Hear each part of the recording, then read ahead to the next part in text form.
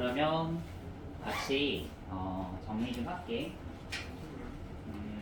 너희들이 이제 요 단원을 정리해보면서 문제 풀면서 알겠지만 개념 정리한 거는 그렇게 어렵진 않아. 근데 문제를 풀 때 문제가 잘 안 풀리거나 틀리는 경우들이 좀 많이 생겨요. 그래서 여기가 조금 어떻게 보면 좀 답답한 단어일 수도 있어. 좀 뭔가 좀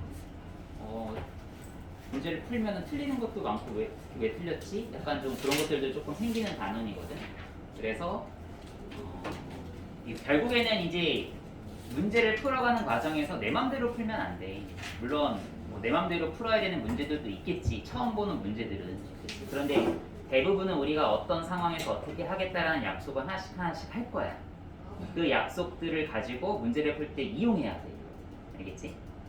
그럼 같이 한번 약속을 좀 해보자. 첫 번째 뭐냐면 경우의 수야. 경우의 수. 이거는 그냥 보고 너희들이 잘 적어봐. 경우의 수에서 사건과 경우의 수는 어떻게 정의가 되는지 책 한번 보고 사건 일단 생각부터 해볼까? 사건 뭔가 이제 일어나는 거잖아. 사건이 그치?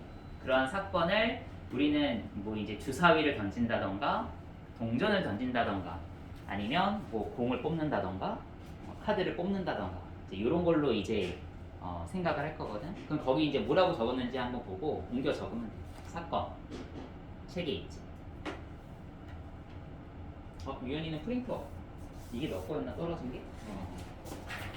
거기다가 적어줘. 사건 책에는 뭐라고 되어 있어? 실험이나 관찰 막 이렇게 써 있지, 그치?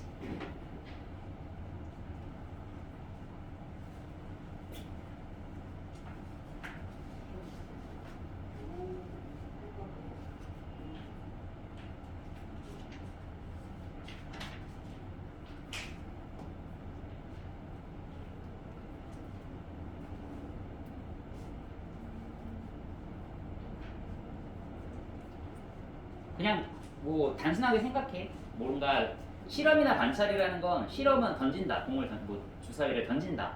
관찰은 누가 던지는 걸 보고 있는 뭐 이런 어떤 그냥 상황 하나를 너희들이 그냥 사건이라고 본다고 보면 될 것 같아. 알겠지? 그럼 아래 경우의 수. 경우의 수는 이제 사건이 일어났을 때 일어날 수 있는 가짓수를 조사하는 게 경우의 수거든. 거기 보고 그대로 좀 적어줘.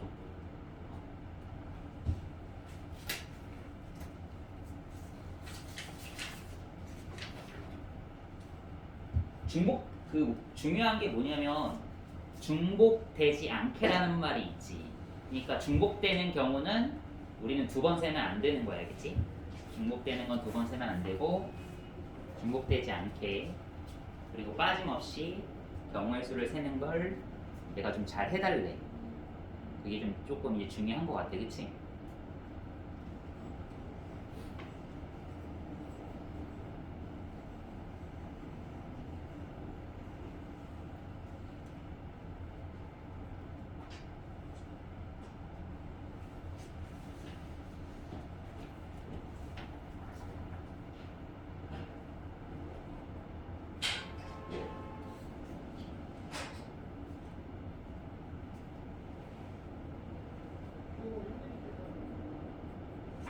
다 적었으면 이제 거기 옆에 있는 거 한번 볼게.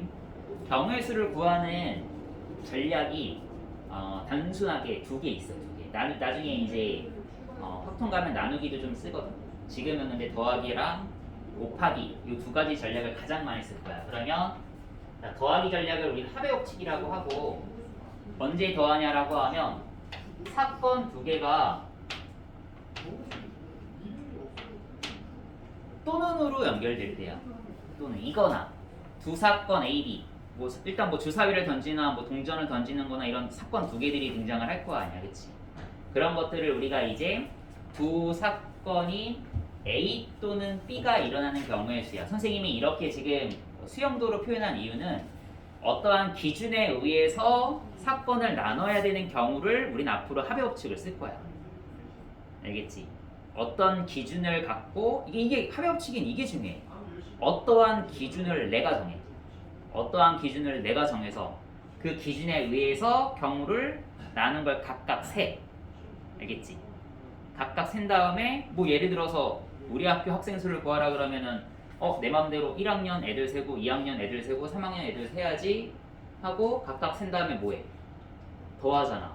어떤 친구는 난 남학생이랑 여학생으로 나눠서 세고 더해야지 기준을 내 마음대로 나눠서 어떤 경우의 수를 세는 과정들을 각각 구해서 뭐 한다?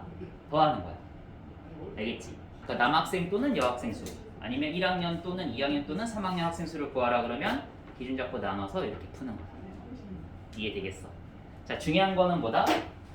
중요한 거는 A라는 사건의 개수와 B라는 사건의 개수를 더하겠다라는 건데 선생님이 그냥 이렇게 더하는 경우도 있지만 뒤에 뭐가 생기는 경우가 있다 그랬어. 뒤에 뭐가 생기는 경우 언제? 그냥 이 두 사건을 이렇게 계산하는 경우는 사건 A, B가 동시에 일어나지 않을 때야. 동시에 일어나지 않을 때. 그러면 사건 A, B가 동시에 일어나는 경우가 있다면 그치? 어쨌든 어떤 친구는 여기에도 세워졌고 여기도 세워져 있으면 안 되잖아. 그치? 그럼 걔를 빼야지. 그래서 자, 동시에 일어나지 않을 때 이게 되게 중요한 거야 이거. A 또는 B가 일어나는 경우의 수가 NA 더하기 NB로 되려면 동시에 일어나지 않아야 된다는 거 확인을 하고야. 알겠지? 그러면 만약에 동시에 일어나는 경우가 있어.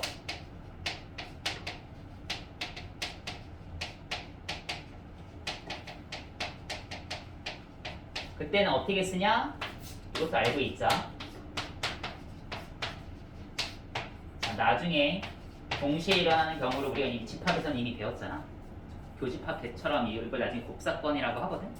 나중에 이제 용어는 나중에 배우는 건데 어쨌든 표현은 너희들이 그래도 지금 써도 좀 알 것 같아. 알겠지? 동시에 일어나는 경우의 수는 중복이 되면 안 되니까 빼자 이거야. 그치? 이런 표현은 나중에 합통해서 배우는 건데 지금 미리 그냥 집합 배웠으니까 써도 괜찮을 것 같아. 이게 이제 교집합 개념은 아니다. 이게 그 용어는 교집합이 아니야. 용어는 나중에 곱사건이라고 해서 따로 배우는 거야. 알겠지? 그래서 이렇게 주어져 있는 걸 표현할 수도 있다. 되겠어? 이제 얘기하고 싶은 게 뭐야? 동시에 일어나지 않으면 그냥 써도 되는데 동시에 일어나는 경우가 있다면 그냥 더하는 것만 하면 틀릴 수 있다. 알겠지? 틀린다. 그치? 뒤에 이걸 중복되는 걸 한번 빼야 된다. 이 생각을 하는 게 중요하다. 이거 알겠지? 이해되겠지? 요거 빼는 거 언제 뺐는지 잘 생각해줘야 돼. 두 번째.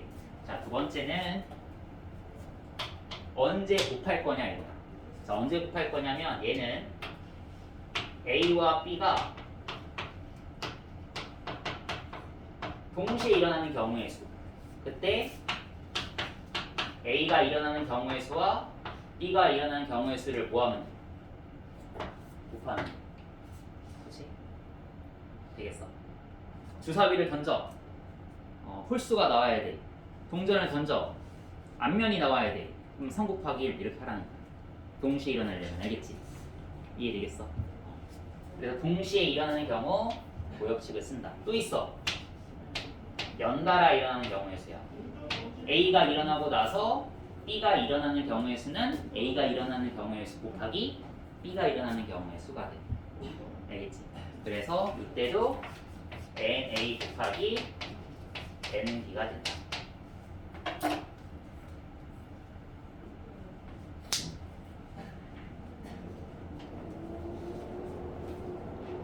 자, 여기까지 이해됐어? 근데 요것도 중요한 말이 있어. 책 보면은 뭐라고 되어 있어? 책 보면 책 이거 안 나와 있나? 고역칙은